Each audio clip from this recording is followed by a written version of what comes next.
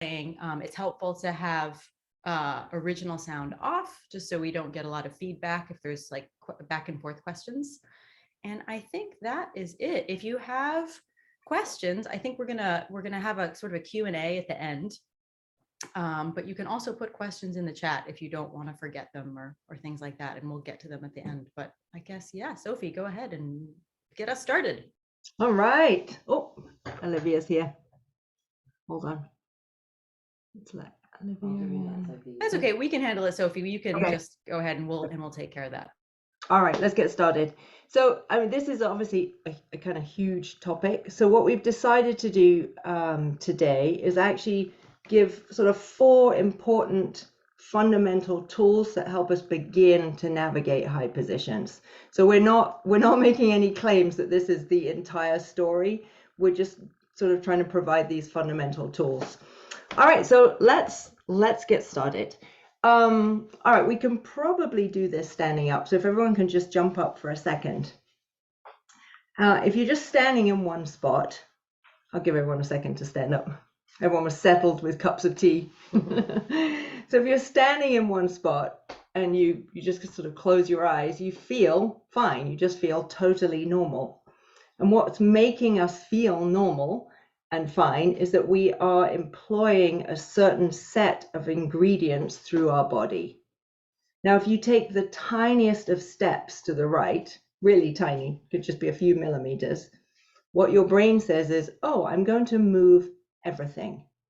Nobody, even if we just grab someone off the street and ask them to do the same thing, will just push their feet and leave their body behind, right? You can try that, or vice versa, right? If you can do that, or just stick one foot across. So this is a really powerful point for us to understand. In order for us to feel good in all places, we have to take all the ingredients with us. And so what we get is adjustability gives us a quality of feeling. We've tended, particularly in high positions, to do the exact opposite. We've tended to think, okay, I feel good here, or I feel good here, and therefore I'm going to fix that and just move. But if we do that, we've got a totally different set of ingredients functioning in that other place, and we don't get a quality of feeling. So adjustability, we're talking about adjustability in very precise proportion and synchronization with what we're doing. And that's what's going to get us the comfort that we want in these high positions. We do it all day, and we're really brilliant about doing it. Okay, let's start moving this slowly towards the instrument. So let's just look at our hands for a second. You can look at either hand, it doesn't matter. There are some things we have to really come to terms with about our hands. You know, the fingers are different lengths, no question. And if we go up and down with them, we're also aware, you know, index finger is pretty good, second finger is not so good, third finger is really definitely poor relation for obvious reasons, and the little finger is just really short. Is that the length and the internal engineering of our hand is such that the fingers are unequal by design. So if they're unequal by design, we have to equalize them by using something else. We've pretty determinedly tried to equalize them, you know, pretending they're not unequal, but they are unequal. So the only thing that's going to enable them to feel equal is the forearm, and the forearm lending its support to each of the fingers so that they get the help that they need to play the instrument. So that means we need to take this guy with us so that they can access that support system. All right, so let's start looking at how we can put these ideas together. So cellists, if we've got some cellists here, do this sitting down. I'm just going to sit down really quickly. I've got a chair right here. I'll drop the screen down. So if you're doing this in cello land, you're going to want to, you know, feel those 2 knuckles. Also, if you're doing a lot of orchestral playing, by all means do this sitting down. So I've got the height of the chair where I want it. That's sort of a separate issue. We can send that video. but I can feel my two sit bones very clearly, the two little sort of knuckles that we sit on. So if you're a cellist or you're doing this orchestrally, have a seat and find those sit bones. For those of us standing, we're just going to use the fulcrum of the feet. So if you swing your arms by you, and we obviously do this a lot in these workshops, what we realize is we can feel the body adjusting over the fulcrum of the feet or over the fulcrum of the two sit bones with the feet. So that adjustability is absolutely essential to our ability to move with ease around the instrument. So if we take that adjustability out, if we stop that incredible calibration system and you freeze your feet or you freeze your sit bones and you start trying to move your arms, I'm going to just drop the screen and step back. What we immediately feel is the tension in the shoulders.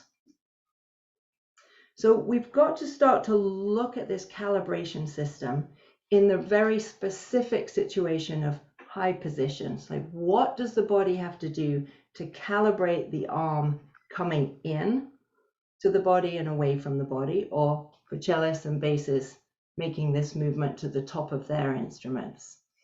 So we're going to calibrate things over the fulcrum of the feet and the sit bones. Let's look at what happens if you pick up an object and you bring it towards you. So just imagine, you may have a coffee table in front of you.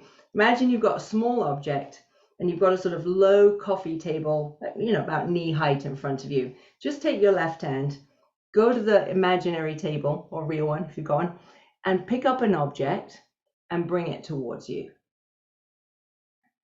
You can do this sitting down. What we notice is that the torso, the body, follows the arm, and it goes towards the arm as the arm leaves and goes away to pick up the object. And absolutely crucially, when the arm comes towards us, the body moves backwards out of the way. So I'm just going to turn sideways so you can see this. So if I was reaching for the object, you would see this. And then when I bring the object towards me, the torso is moving this way over that fulcrum of the feet.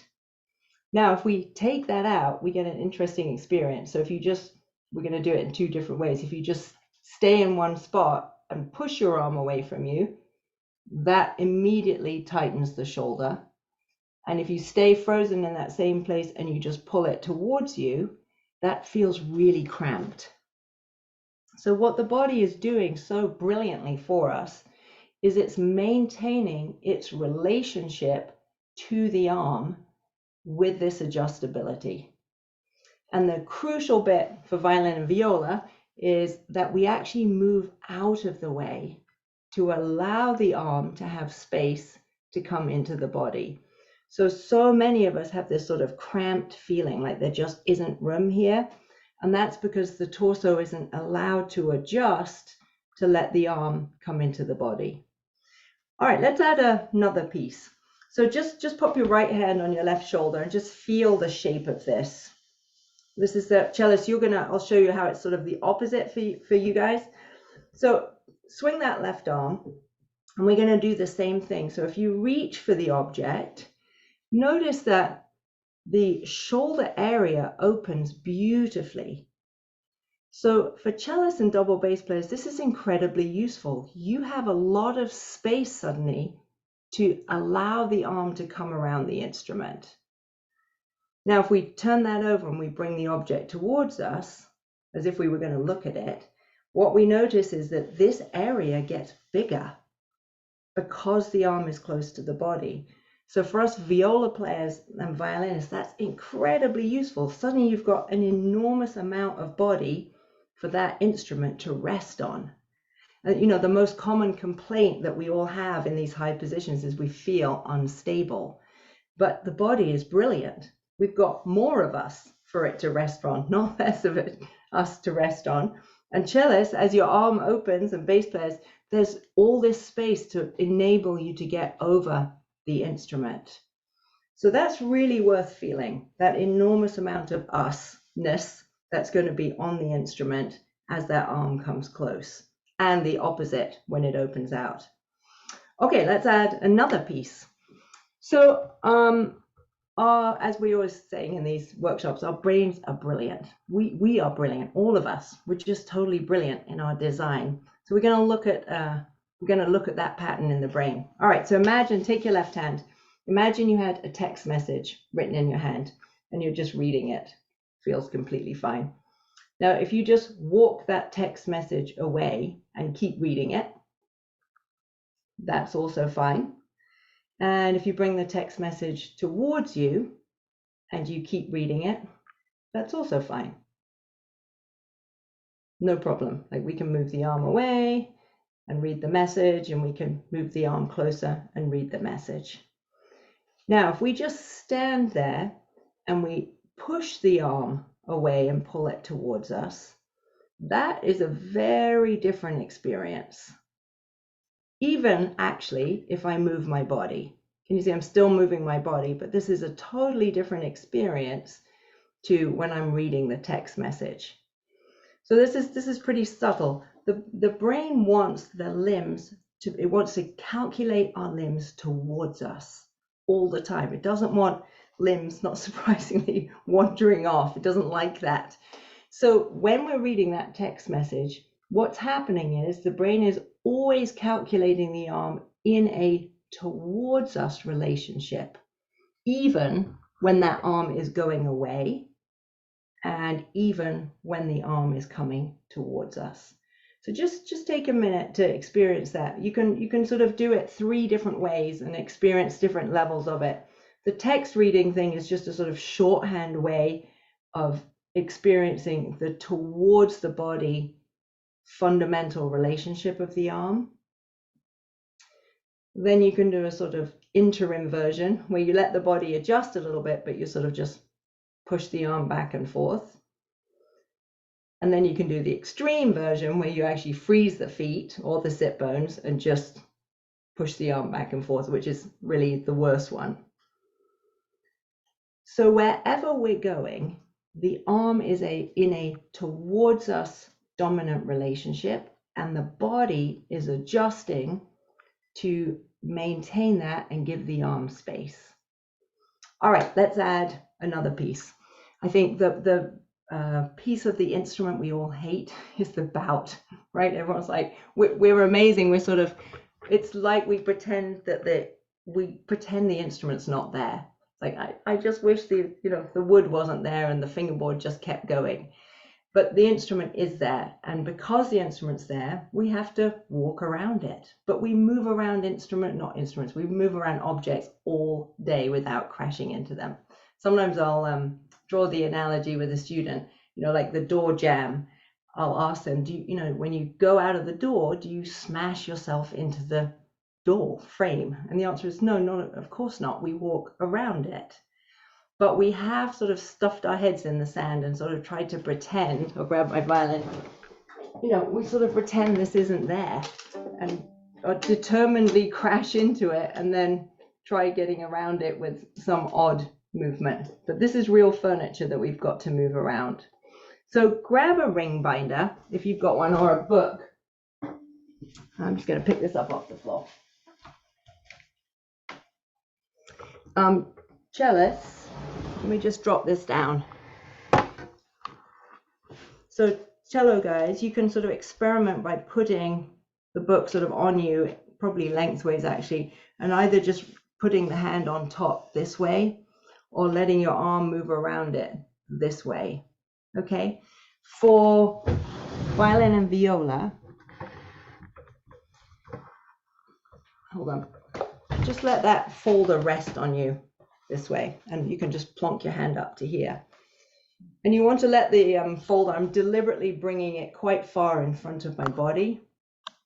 So I'm going to put my hand here, and what we want to do is observe what does the body do when we let the arm travel around the folder. So if you can do this with your eyes closed if you like, and just sort of feel how the body move over the feet and what motion that arm takes. So if I start here and come down the corner, I'm going to turn the corner And I'm just going to pause right here and take the folder away. And what we can see is that the arm is happily coming across the body. Nobody crashed into their body. Nobody did any weird movements. It just went around the object and used that across the body movement. And the body is going to adjust accordingly. So this is a piece that's got quite muddled for many of us, right? We are aware we've got to get around the instrument, but the classic thing we use is this.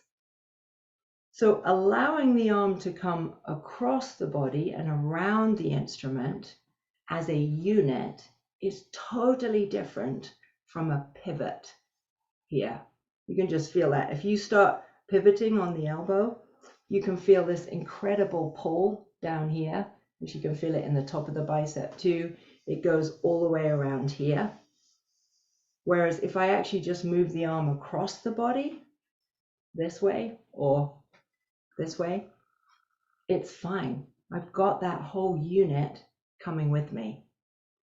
So I'm going to show how we can use that understanding to get around the bout of the instrument. Let me grab a violin.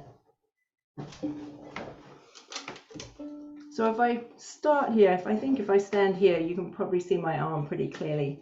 You know, what we've tended to do is this, right? It's quite clear if we go back to our first point that this recipe is not the same as this recipe. And therefore, there is no way the fingers are going to feel good here with the same, and have the same feeling that they have down here. But if I allow this to come across and over, I'm right there. I've got that finger, hand, and forearm unit. I haven't crashed into the furniture. I made it out of the door without bumping into things. And the arm is happily moving around the furniture. I think it's clear, is it, Sally, that you can see? Great. So this would be the twist that we often see, this or this.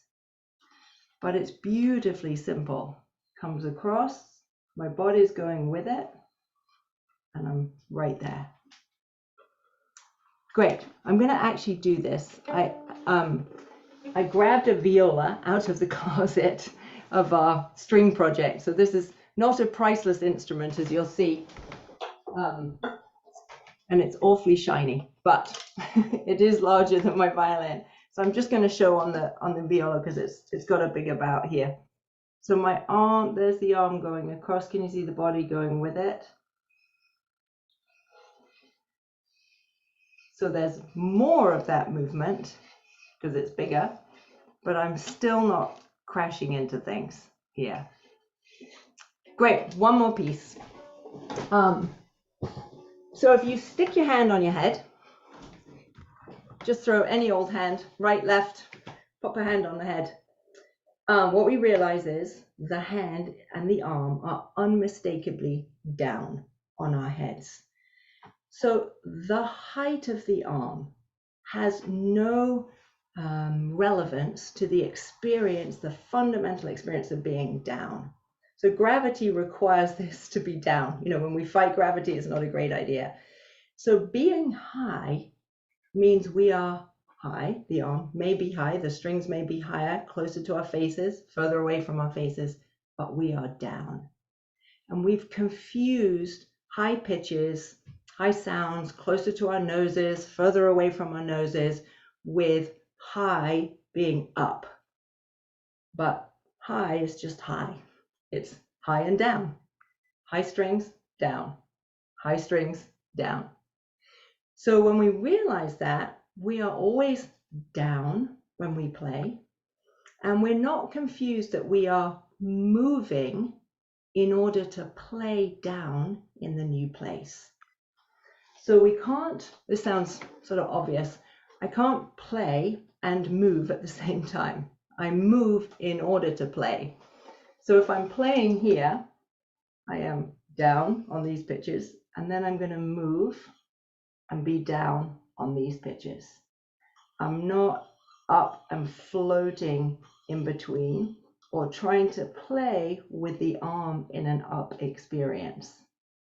I'm going to move and play down in that new place. And all of those elements will be obviously contextually organized depending on what we're playing, right? There's no need to be this far around if I'm playing one note here. So it'll all be in proportion to what we're playing. But we are down in that new place, irrespective of how high that pitch might be or how high that pitch might be in that direction. Great. I'm going to hand this over to Sally, who's going to add another piece to this whole idea. Okay.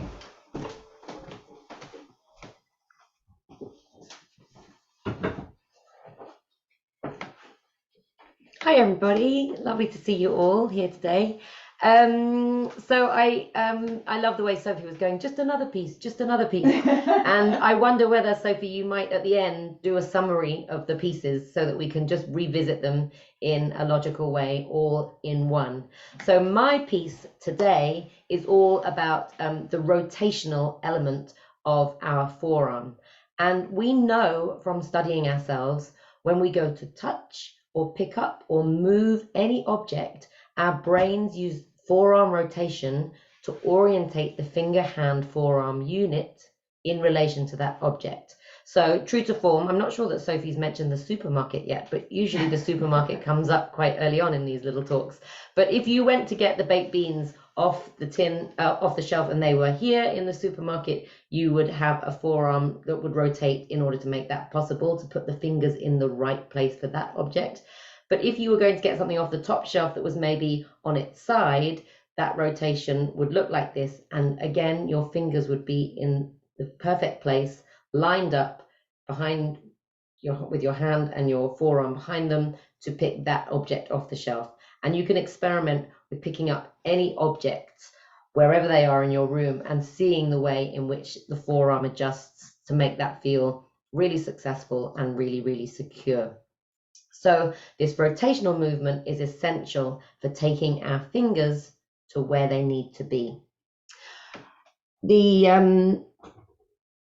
A nice thing that we can do is we can feel that movement, not with objects, not in the supermarket, in the safety of our own home. And this is something that you can do with your students or for yourself, just to stimulate that movement. If you tap your forehead with your hand, you can tap it or you can just leave it there. I'm using my left arm because this is the arm that we're going to use to be playing in these high positions. So I'm touching my forehead, and then I can rotate the arm to touch the back of the head.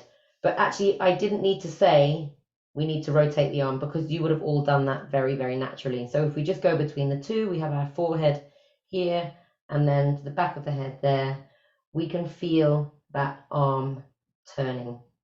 And I like to be able to do this on a few different parts of the body. So another place that you can do this is you can take that left arm and touch your right ear. And then we can move over to the left ear and we feel very clearly that rotation. And when we're doing it in this position, you have a very good view of it. You can look down and you can see it happening. And I'll just add at this point that when you're touching your right ear, this is the ear that's going to feel most like playing in those high positions versus that ear. So here we go. This is our high position side. And just one more place that you can practice this with your students is I like to touch the left-hand side of your nose or the right-hand side of your nose. And again, we can see that in very small, it's a small movement, but we can see that the arm turns between the two. So just practicing, stimulating that rotation is really important. So I'm going to pick up my violin because we need to consider the geography of the instrument and we need to consider the geography of the strings. So if we take the violin and all we do is pull our arm towards us, we will see that our fingers aren't located over the string. They aren't where they need to be in order to play. So what we need to add in is we need to add in the rotation to ensure that those fingers are over the string. And a way that we can demonstrate this, if I were to play 4 notes, let's say, I'm just going to grab my bow. Sally, would you mind just taking one step back so people could fully see your whole forearm? I think your elbow is getting a little cut off on the bottom, Fine. and I think that would just be helpful for people to see. I'm going to just adjust this. Yeah. If you want original sound on. Yeah, okay. There we go. That's better. So, just to rewind, if I pull the arm towards me without that rotation, it looks like this, and we can clearly see that our fingers aren't located over the strings, which is where they need to be. However, if we add in the rotation, we can see that now our fingers are located over the strings, which is where they need to be. So the 2 versions of that when playing, this is without the rotation. And I really have to sort of stretch to play that 4th finger. However, if I add in the rotation, my fingers are exactly where they need to be. So you can give those 2 versions a go. The one where we end up like this, and we add in that lovely turn, which makes it feel like the fingers are in the right place and they are supported by the forearm, hand and finger unit. And of course, while we're doing all of this, we have to be really careful to make sure that our upper arm is free and able to respond to what's going on in the finger, hand, forearm unit, as well as the shoulder, as well as calibrating over the feet. So once we know that that forearm rotation has to exist, we get to feel this beautiful feeling, which is this fundamental forearm rotation that gets us from one end of the fingerboard to another. So I'm going to drop the camera one more time. And if we are here, we get this beautiful forearm rotation that takes us all the way up to here. And it's quite a nice feeling if we start at one end of our fingerboard here, and we can sort of make the bridge our goal. I quite like the feeling of this. And as we go up and then land on that bridge, we can feel a curve which is similar to an elongated protractor. So we're here in this position, in first position, and then round we go with this fundamental rotation that makes it all feel so much smoother. And we can add a little bit of momentum to this, including feeling that the upper arm is free to follow, including feeling that the shoulder is free to follow, and including calibrating over the fulcrum of our feet, or if we were sitting down, of our sit bones. You can try it the other way. This is just the pulling towards us version without the rotation, and this is the version with rotation. The cellists, their protractor would be potentially in an interesting shape that curves this way, and we would feel that to get down there, we'd feel the rotation happening with the protractor sort of above the strings in that way. So that is that extra element, which is that fundamental rotation that takes us from low to high. So how can we stimulate that feeling and to know exactly how it's going to feel to play up high? Because we might have a version in our brain that isn't quite right. So it's really nice to have little exercises to help us feel the version that is closer to this. And we use this following exercise. If you're using this exercise for yourself, it doesn't need a name. However, if you learn with Sophie in the US, it's called Gobble Gobble. And if you learn in the UK with me, it's called Nibble Nibble. So you can take your pick. But as I say, if it's just for you, it probably doesn't need a name. And what we're going to do is we're going to put our thumb underneath the strings here and our fingers on top of the strings here. And you can just nibble your highest string. It's E for me. Nibble the next string along, nibble the next string along, and nibble the next string along. And you can see that we've added in that rotational element so that we can feel really comfortable up there doing that. And you can even, I quite like saying to my students, hey, what would it feel like to play hot cross buns in that position? So you've got your 3, 2, 1, 3, 2, 1, 1, 1, 1, 1, 2, 2, 2, 2, 3, 2, 1. And then from there, if they're feeling brave, they can transport it to any part of the instrument and enjoy doing it there. So once they've done it there, surely everything below that is going to feel, less extreme. So that is that vital piece of the jigsaw, which is the rotational element. And on that, I'm going to hand over to Nora. Wonderful. Thank you, Sally. So I'm going to be following along from what Sophie and Sally have discussed thus far by talking about the role of the thumb in high positions, which is sort of a juicy topic if you ask me. So I think we actually have to start by understanding the thumb's role in general, regardless of what position we're in, whether we're in a low position or a high position. And to do that, we actually really have to start with a fundamental understanding of what's called the three-part holding mechanism for the instrument. So briefly, the holding mechanism for the left arm, for the instrument that is, rather than the bow, has three elements. So first of all, the instrument is resting down on us.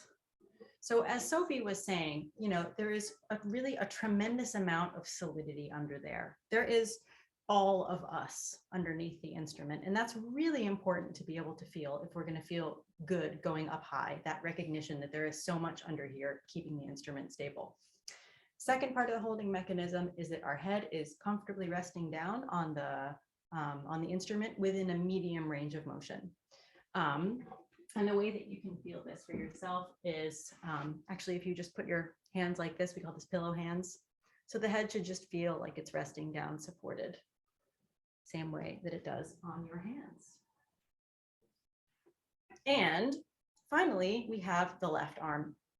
So let's try it this way. Actually, if you grab your water bottle, if you happen to have one handy, which would be great, and if you hold it in one hand, and then with the other hand, just plop your arm up to it, and then just move it around to different spots on the water bottle.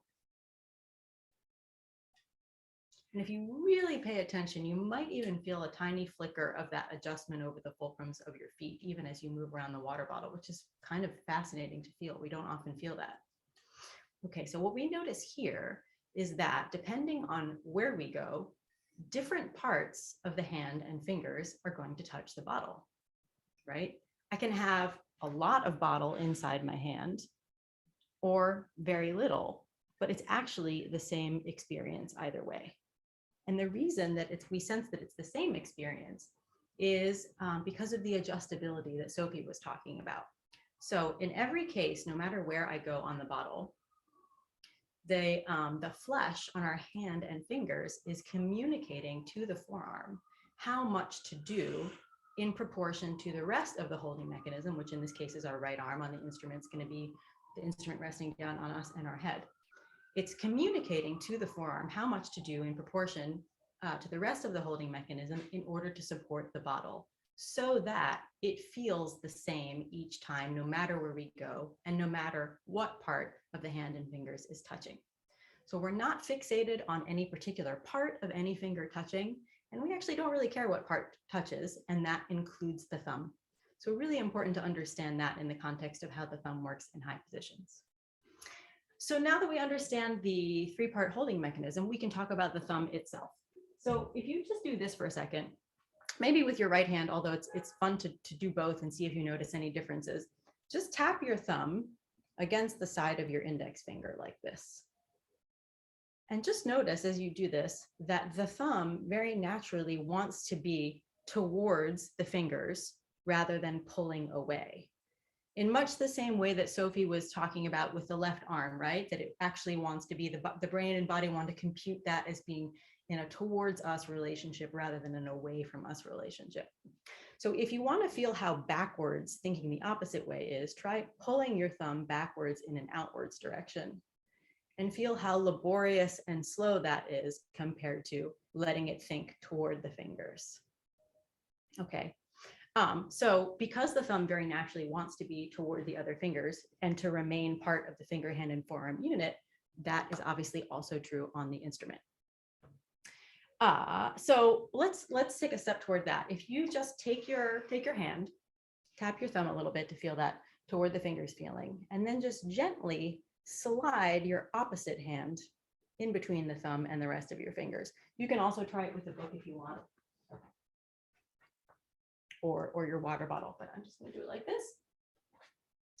And what you'll notice is whether there's something in there or not, it's exactly the same experience for the thumb.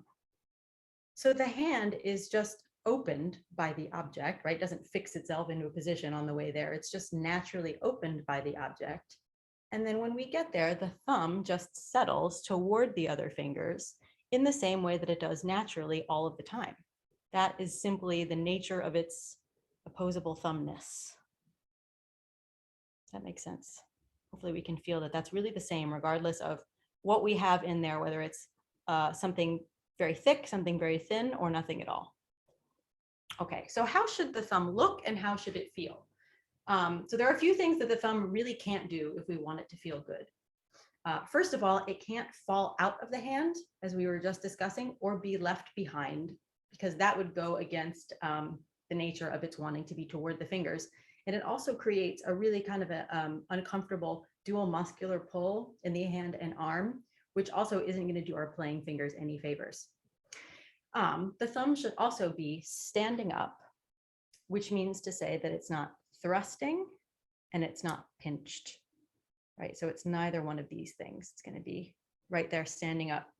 And part of that standing up quality is that it is resilient.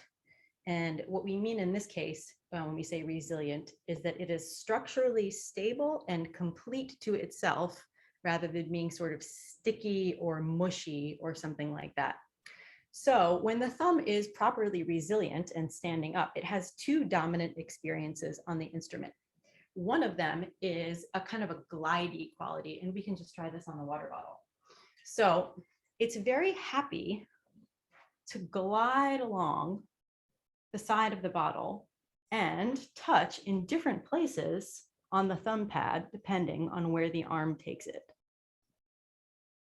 Yeah, so that's one aspect of its experience.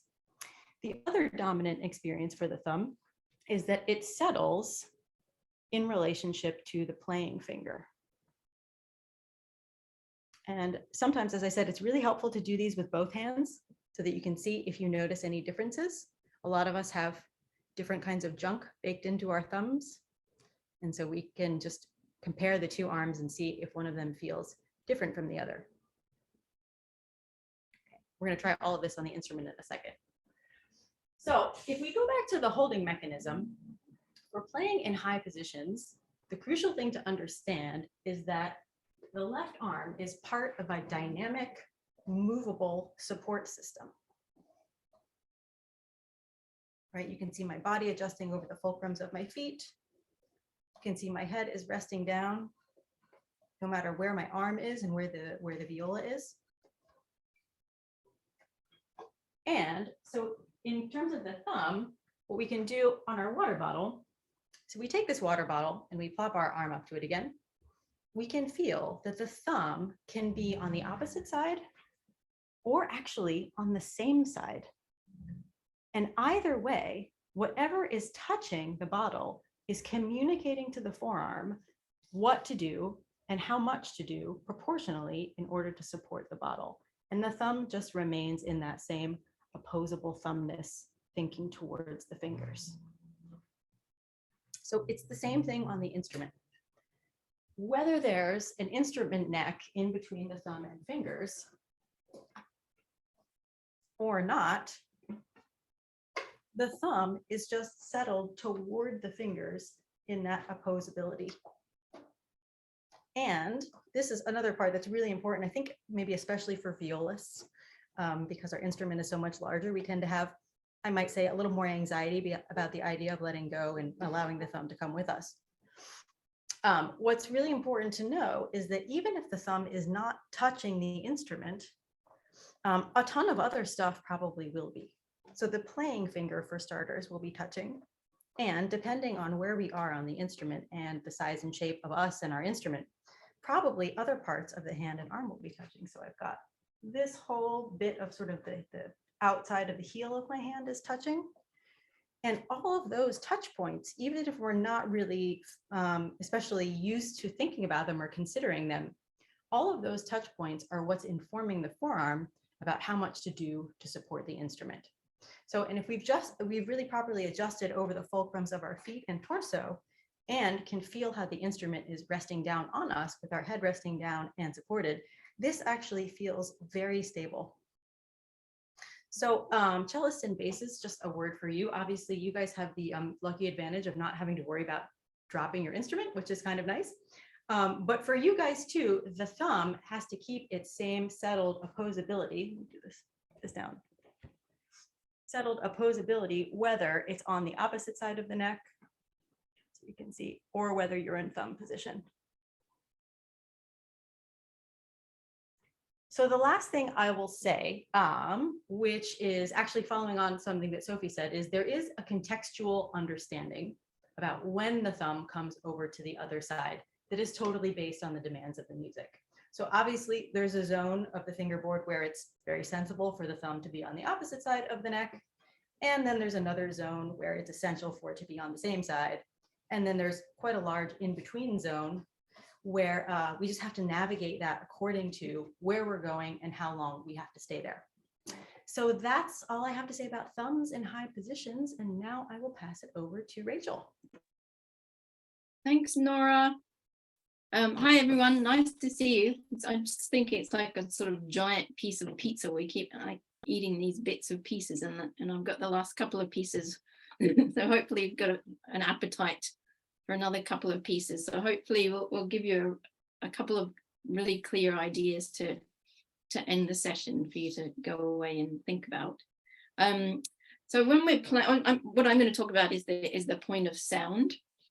So by point of sound, I mean, you know, how much arm we need to give to the string when we're playing in these higher positions in order to make a pitch successfully. And when playing up here in these higher positions, there's a misconception usually, or it's really jumbled in our head, that the string actually, we might think that the string needs to be played completely down to the fingerboard so that the string itself is touching the fingerboard. And it can be really, really surprising to know that you don't need as much arm as you think in order to make the pitch work. So by arm, I mean, we're sort of turning on, I like to think of it as sort of turning on the volume of the forearm towards the string to the left in order to make the pitch happen. So we're changing the string length. Actually, as the tension in the string increases, the point of sound gets closer to the surface of the string.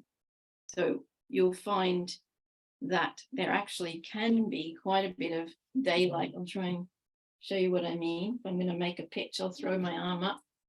It doesn't actually really matter what it sounds like, I suppose, but I'm going to play. I'm going to make a really disgusting sound. First of all, we can all try this in a second. I'm going to turn on my forearm until it makes a pitch, and you'll see. Actually, we would love to hear that with original sound, Rachel. I think Right. we would love to hear your icky sound, please. At the start, it's really fun to try though, especially with students get really surprised by this. So I'm going to just turn on the volume of my forearm until I hear a pitch up here.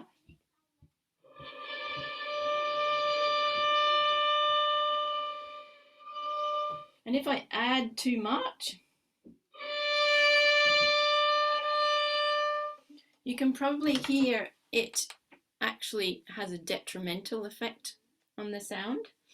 Would you want to just go ahead and try it?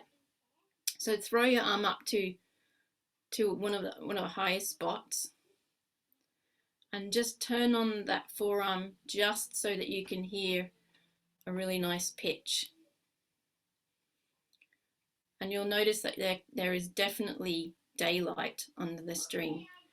It'll be slightly different depending on which string you're playing on, of course. So, great. It can be really surprising. So what we need to be really clear about is that we need to find the least amount of arm that we need to get to the point of sound. So also we need to be very clear about the tasks of the left and the right, so that the left arm and hand is, the pitch is absolute. So you either get pitch or you don't get pitch. There's sort of nothing in between, and the right hand is actually making the sound, of course. So, and it doesn't matter whether you're playing soft or loud, you have pitch or you don't have pitch. I'm going to give that a try, and you can try it as well. So I'm going to try playing a really loud. And now a soft sound. So give that a try, playing a really loud, juicy sound, and then the same pitch, but a lot softer. Great. So the string doesn't respond to more.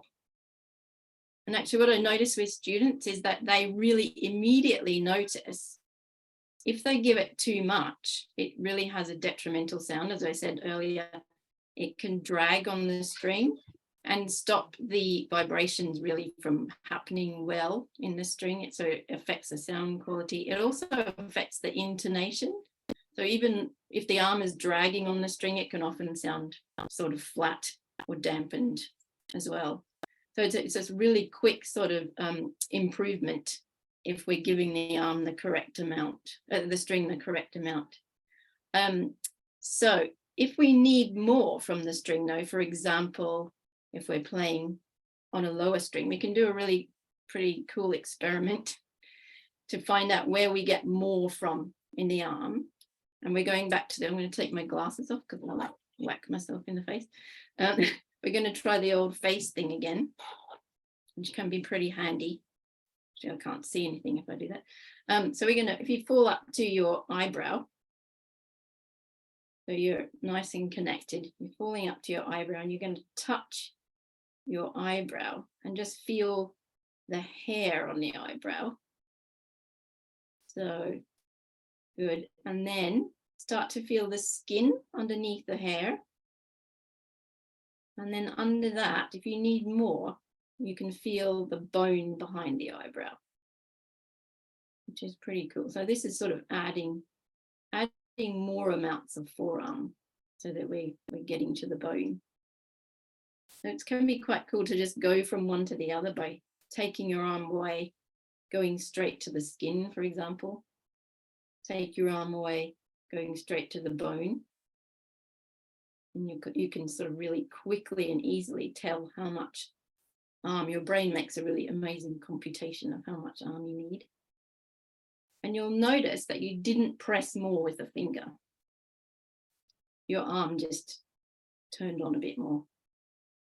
And you can translate this to the string by, if we're in a higher position on the G string, for example, where the string is fatter, it needs a little bit more arm. So, you can translate that into, we need to go slightly closer to the bone or somewhere between the skin and the bone. And you should be able to inject that arm if we're all really well connected up. And we've used all those pieces that Nora and Sally and Sophie have talked about, and you can easily inject the right amount of arm into the string. It takes quite a bit of exploring this sort of stuff, but it's a very direct sort of couple of ideas to explore. The idea that the string length doesn't need a lot to change the pitch, and then how you turn on that forearm is a really interesting one. Really quite fun to explore, actually. I'm going to leave that one there. Hopefully you're not full of pizza. And I'm going to hand it over to Sophie again, and we can start up some questions and so forth. Thanks, Sophie. Thanks, Rachel. There's Sandy, I'll just sum it all up and then I'll answer your question, okay? So just to sort of recap, it's a lot of pieces.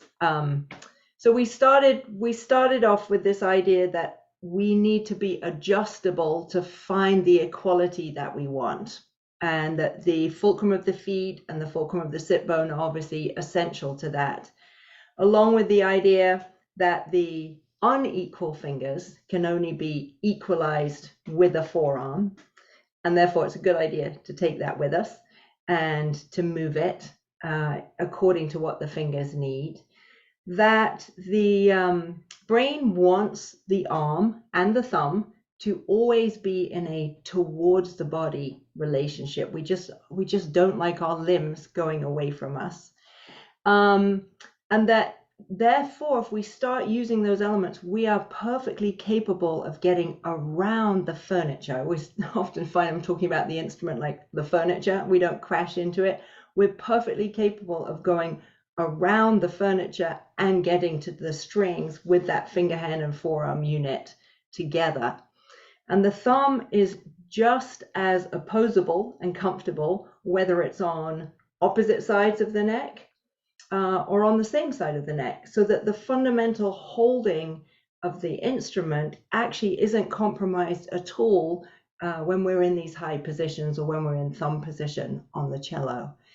And then the point of sound actually, because as Rachel was saying, is pretty near the surface of the string, it's not more effort to play up there. We can get this glorious sound with very, very little from that left arm.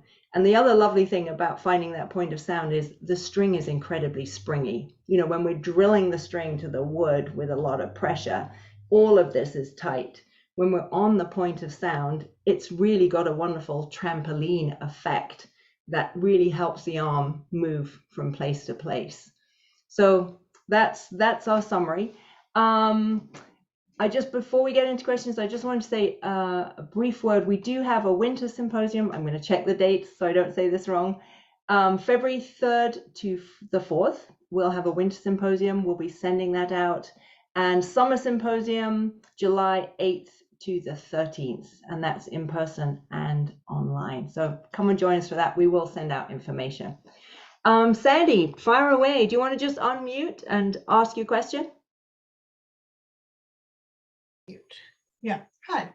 Hi, nice to see you. Hi. Okay, I've always wondered about this because I've heard from different people. When you're playing up on the E string, some people have their thumb here around the bout, and other people have it along the fingerboard. I was taught to put it along the fingerboard at some point. The stand partner said, no, you have to have it here around the bout. Of course, on the G string, you can't do that because you can't reach that far. So right. Let me grab a violin, Sandy. You know what? I'm going to give you a really honest answer with when all of this information has grown in a very organic way. It didn't pop out of the earth in informed fashion. And one of the things that actually I experimented a lot with was exactly that question. Like, what happens if you do this? Like, can we do this and feel pretty good? It depends how you do that, is the honest answer. And it depends what you're going to do next. Like, if you're going to keep going, this is probably a bad idea because the thumb is going to get dragged pretty far away from the fingers. The thumb and the hand are capable of being opened by the violin. What they're not going to like is if we push on the thumb. And we can do the same thing here. If I am in this sort of shape and I am pushing into the thumb, then that's just as problematic if I'm pushing into here or pushing into here, because that opposable thumbness boundary is being crossed. That would be like you holding a glass and kind of pushing the thumb into the side of the glass. Now, if you're playing a little bit here and you can find an opening like this that isn't distorting this, that's possible. But what I would say is probably it's a fairly limited number of notes that are computable in that arrangement, right? Sort of something on, like you're saying, on the A or the E, possibly I could do this kind of thing. I think by that point I would feel a little concerned. So I would say that I abandon that idea and will take the whole thing with me. okay. that this got me down a little bit, it's a little bit like, you know, driving along and finding you've got to a dead end. Like there's nothing wrong with the dead end, but it's a dead end and you can't go further, and does that make sense? It's just not a particularly navigable option. Mhm. It's possible to do it in a way that's not gonna be harmful and not feel bad. It's just very limited Mhm. as a solution. Does that answer the question? Yes, thank you. Yeah. Great. All right, other questions? Just on mute, please fire away, and really anything. Nothing? Maybe. Yes. I was told once that the kind of angle of your violin affected how much space you had when you were up here. So it was like to almost move the violin that way, so your hand can do the rotate swing thing. And so yeah, it was almost like, so the scroll goes like that. I think there's a combination of my body was super fixed and not moving with my arm, but that to actually physically like move the furniture out of the way so you've got more space that way. I mean, Jennifer, I totally understand what you're saying. I think the only way to actually move the furniture out of the place would be to employ a separate movement to move it. Yeah. If I move the chair out of the way, I move the chair and then keep walking. The lovely thing, I think you can get the same thing you're looking for with a different answer, right? Which is, you know, the instrument's resting on us. I often do this with if you have a baby resting on your shoulder or a backpack, you know, if you're holding a baby and you're moving around the room, cleaning up stuff or picking up stuff, or you're holding your backpack trying to get things, that backpack is resting on you and you are moving with it resting on you, right? Like and it's still in a resting on you manner that whole time. And that's actually more what we're talking about. So it's resting on us and we are moving and can, you know, move the arm around it as it rests on us. But to actually move it somewhere different would be like shoving the backpack further to the left with a separate movement, right? And then putting your arm around it. Does that answer the question, or give you a way to think about, oh, I can actually, if I consider it always resting on me and therefore moving with me, I can move around it. Yeah. Does that answer that? Yeah, great. I think I'm a bit confused about where the comfortable place for it to rest is, because it's been like so many different places. Do you want to talk about that for a second? Yeah, if people don't mind. Interrupt us. I mean, there's never a question that we haven't all had, right? So there's no. So this really is an interesting one. You know, like I think we've tried this and this and this, right? Like everything under the sun.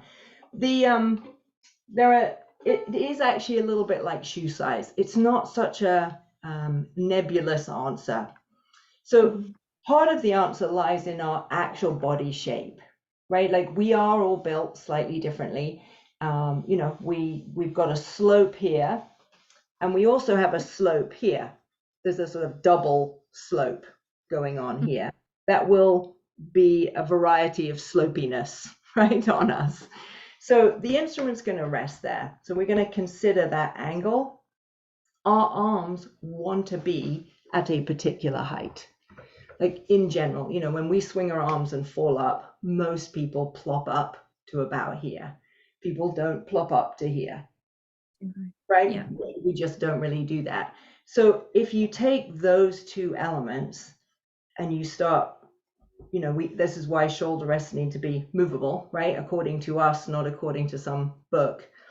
We have to put the instrument such that it rests and lies in accordance with that slope at a height that the arm is really fundamentally happy to be. Now we're obviously moving along it, but that's your basic sort of shoe size for the left foot. Does that make sense? And therefore, that also includes how much to the left or to the right we go. You know, when you plop up with the arm, people generally don't stick the arm off to the left. Right. And they actually don't swing it across the midline either very often. It usually falls in a sort of happy, there's rather a beautiful space here between the inside of the upper arm and the rib cage that we tend to go to. Yeah. Lovely sort of pillow of smushy air that we're sort of bouncing around on. So that's our sort of fundamental recipe. And if I put the violin, you know, the chin rest is a separate question, right? Because that's adjustable too. But if I've got my fiddle on that slope at a height where my arm can be there, that's about where it wants to go. Right, that's your Jennifer Right. left arm shoe size, right? Does that make sense? Yeah. Yeah, that does. Yeah, that's it. That looks lovely. Does that feel better? Yeah, it's quite nice finding that sweet spot and then putting the violin on rather than doing so much faffing with it. I mean, you know, we've sort of, we've all done this, right? I think most string players have these like drawers and boxes of shoulder rests and chin rests and every contraption under the sun, but we're actually pretty clear what size shoes we wear. Yeah. Right.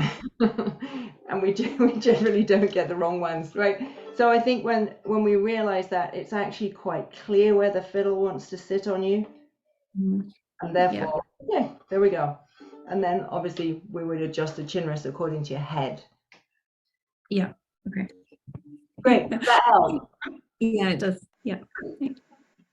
All right. Other questions? I have a question. Yeah. As far I understand how to use the body now. So what kind of exercises? When I start my students up high, I'll have them do octave movements so they can hear and go up there. Is there any specific exercises you start with for using that? Yeah. Yeah, absolutely. That's a great question. So we call it left arm gym, and we have variations on it where from sort of pretty crude, you know, for little ones, we're talking about, I have a class, there are a lot of 4-year-olds in there, you know, they're the peanut-sized children, to more sophisticated ones. That whole gobble gobble thing that Sally was talking about, they do right, the beginners do that. So they, you know, they happily swing their arm up here and do this, and then they'll gobble gobble all the way down to the bottom. The lovely thing about starting them here is it naturally stimulates that degree of rotation where the fingers are, I call it sunbathing on the strings, right? They're just lying on the strings like this. So we'll often start here and come down, or trace the shape of the instrument. This kind of thing. That's it. So the gobble gobble is when the thumb goes under the strings. And it's lovely because it just naturally brings the arm into that rotational position. And they usually, you know, especially if you're singing something goofy, they'll happily do it all the way down and all the way back up again. The nice thing about tracing the instrument is it gives them a sense of the bout, you know, the shape that we were talking about with the folder. It gives them a sensitivity to this woody part and the actual realities of the furniture. They actually look at that and can feel that. You know, of course, you know, children do things in goofy ways, but they are exploring it, you know, they are actually looking at that. And then we'll often advance to, you know, I'll have them, once they can understand the sort of format of a basic do, re, mi, fa, sol, la, ti, do, starting on a first finger, very early on, they just throw the arm and do it anywhere. So they're not thinking in positions, they're actually taking a pattern, and we do random arm chucks and they'll play a scale wherever they land and go around the class that way, so that they're just seeing very much like we see the piano keyboard. You know, we're very clear. It's interesting to think about what we conceptually understand from a piano keyboard, because if you pull someone off the street who'd never touched a piano, they would conceptually understand so much just by looking at it. They'd see the pattern repeat. They would understand that's lower and that's higher. But we look at this and not surprisingly, we're really confused. I mean, it's super abstract, right? 4 fingers, you know, what's 1 step down from 3? It's 0. Like the numbers don't even make sense, right? It's all gobbledygook. So having them explore the fingerboard that way makes them see the sort of pattern element to it, and also allows them to see positions as some, you know, comfortable places to be and options to choose from in order to make the arm work well. So I'm going to be in second position because the arm works beautifully in second position, and those notes fit there rather than, oh my gosh, it's second position. Does that make sense? Great. It's really fun watching them do it. It's really like, gosh, wow. They really, there was a little 7-year-old, and I mean, he just said, oh, you could play B major here, here, and here. And he just moved it all the way up the strings. It's like, okay, there you go. That's how the brain works. It's really super interesting to watch. Yeah. You're welcome. Welcome, welcome. Anything else? Carol, do you want to ask anything else? No, I think those are great ideas to start with my younger students. I'm thinking also about my students working into 3-octave scales. Yeah. And the biggest habit they have is they leave the thumb back here, you know, Yeah. and I practice without the bow, you know, we practice going up and moving. So any other suggestions for that? So that the scale thing's really interesting. You know, what I've figured out is there's a sort of I call it a geography fingering versus a speed fingering, and then there's a speed fingering for later on in terms of building scales. So the geography fingering is what we were talking about, 1 2 3 4 1 2 3 4, and then realizing that it really works like Lego, right? If I've got that, then you can just say to them, well, if you had to put another octave on, where would you go? And most kids just look at it and go, oh, I could do this. And if you had another one, I could do this, right? And it's obviously it's not fast, but the point is they're seeing that pattern relationship, and and then we can introduce the 3-octave scale fingering. But it's very interesting watching them make that lateral jump in the head. That's a great idea. I think I will do that. And by the way, you talk about the furniture. What I talk about with them is I show them a picture of an electric guitar, and I say, why does it have that cutout there? And I say, look, so the guitars can reach up, but we can't do that. We have an acoustic instrument, so, but they get the idea, but it's in the way, Yeah, it's that Sally wants to add something. Thank Well, you. Very good idea. One thing about the 3-octave scales, I think it's really common that we always start those scales in the lowest octave, and then we move up and we move up. So I spend a lot of time, one of the things my students have to do is just play the top octave of lots of scales. So starting in 5th position,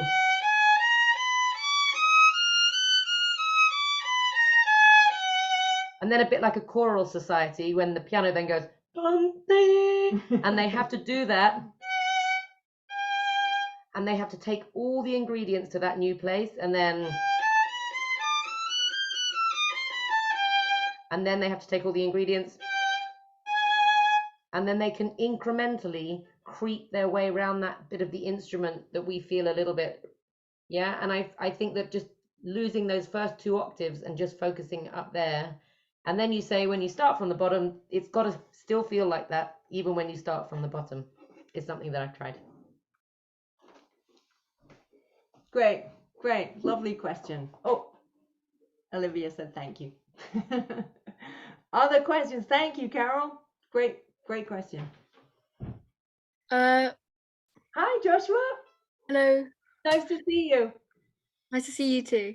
Just wanted to first say just thank you for a really interesting session so far. Oh, So I wanted to ask a bit about vibrato in higher positions. Great. Ask your question, Joshua. Oh, just generally, like, how is it different and how do you get it to be effective and how, yeah.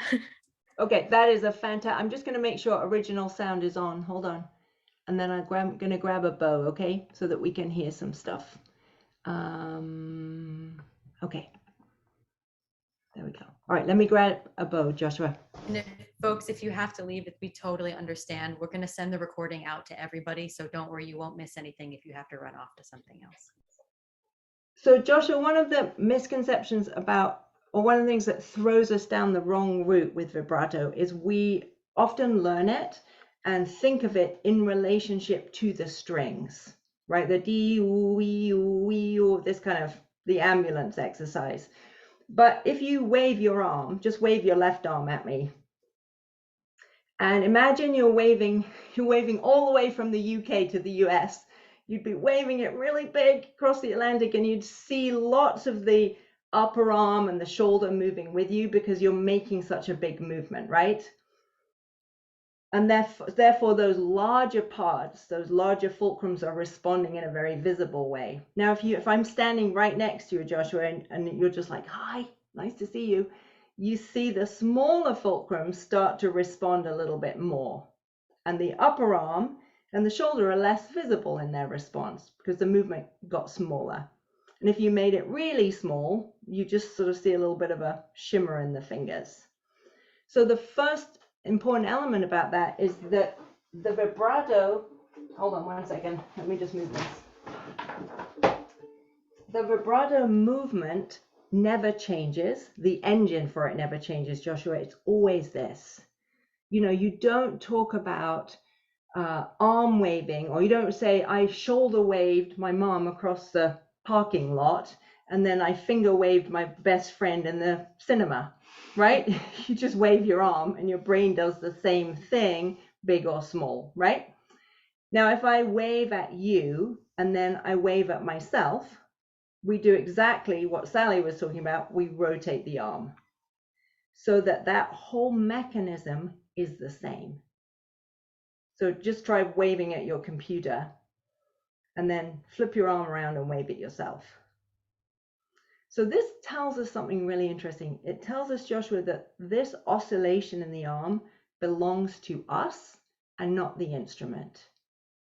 So it's nothing to do with the string. It's nothing to do with the direction of the string. It's to do with where the arm is fundamentally. So if I'm up here, the relationship to the string when we're employing all those things that we've been talking about today is quite different to being down here. Can you see how different they are? Like that rotational movement, right? If I grab a bow, yeah, let's see. Or here.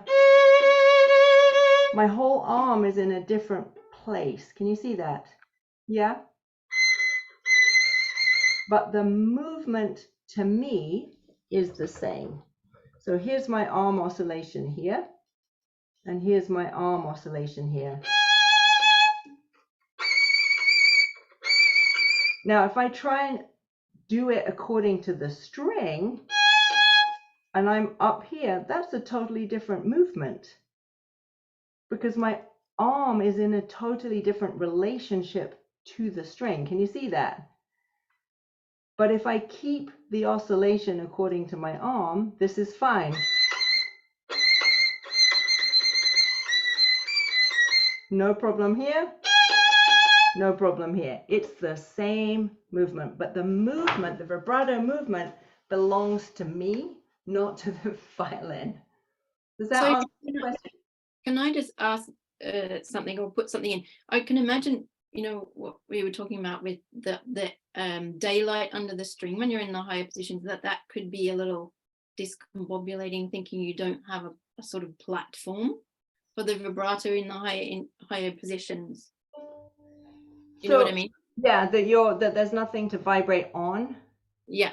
So I don't know if you can see the finger. Can you see the finger a little bit here? Maybe if I move here. The string has so much tension in it that it's very stable.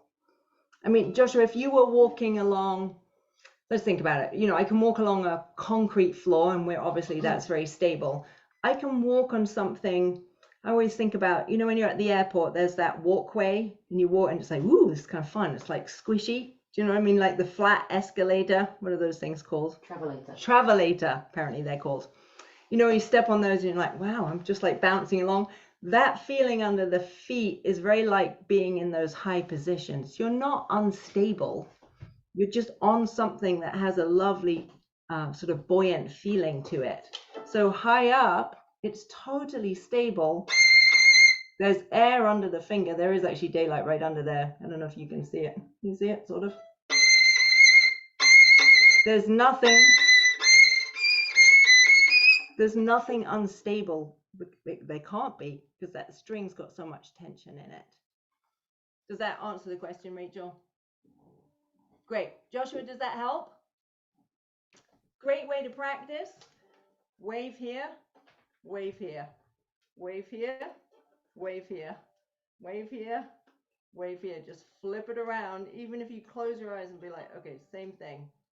same thing. Obviously there are subtleties to this that we're just avoiding, but fundamentally, that's how the brain makes that computation. You've got a question from Sandra in the Okay. chat about, do you teach hand or wrist vibrato, Sophie? Okay.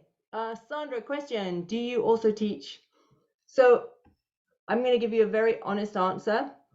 The wrist, hand, finger thing is a description of how things look, not how the brain makes the movement happen. And we've got ourselves horribly muddled in terms of the teaching of this movement. Because, and this is very common, because we've developed a teaching based on the external look of something rather than how the brain processes that movement. So just like we were talking about with Joshua, let's go through this.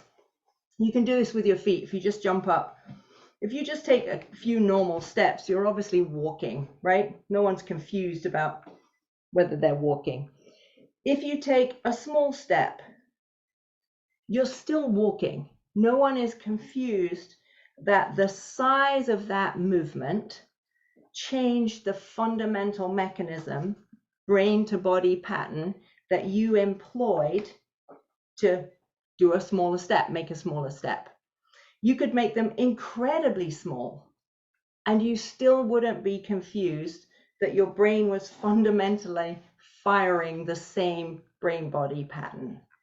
Now, if you watch someone, if someone's sitting in the room and they watch you walking normally, and they watch you then taking smaller and smaller steps, that obviously looks different externally. Bigger step, larger leg movement. Smaller step, very little. But the fundamental engine is the same. So the answer is exactly the same with this finger, hand, and forearm. Sorry, finger, hand, and forearm, wrist, finger, arm vibrato. When we wave large, if the arm is oscillating large, the larger fulcrums, just like the larger steps, are more visible externally. So if I make a large arm oscillation, large vibrato, you can see more of this working, right? More of this responding, sorry.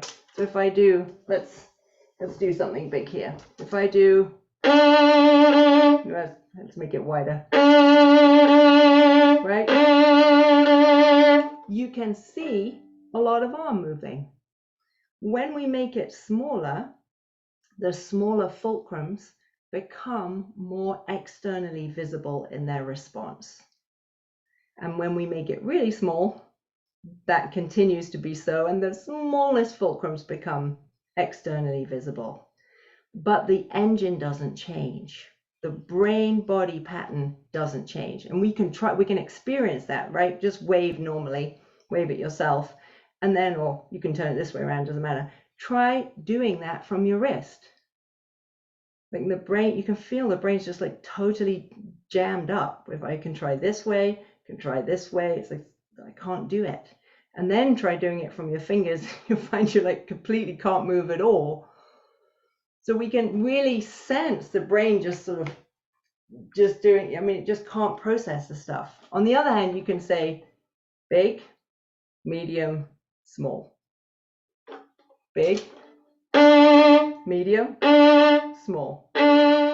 You can have any speed you want, but the mechanism by which, or the pattern of the brain to the body, is fundamentally driven in the same way. And that makes it so simple. The ear can just control that. Just like looking at the floor can control how big a step you took. Imagine if you're walking around and if you have to take a small step, you have to turn that into ankle walking or toe steps. We'd be horribly jammed up moving around the house, but we're just using the same fundamental mechanism. It's beautiful to do it that way. Joshua's raised his hand. Joshua, you have a question? Nope. Okay. Did that answer the question? Great. Yes. Yeah, that was really, I'm just curious because there are teachers out there who insist on so-called wrist or hand vibrato. And I know that I wasn't taught vibrato when I was learning. I just sort of did it, and it was arm, I guess what you could call arm vibrato. And so I, eternally interested in this topic.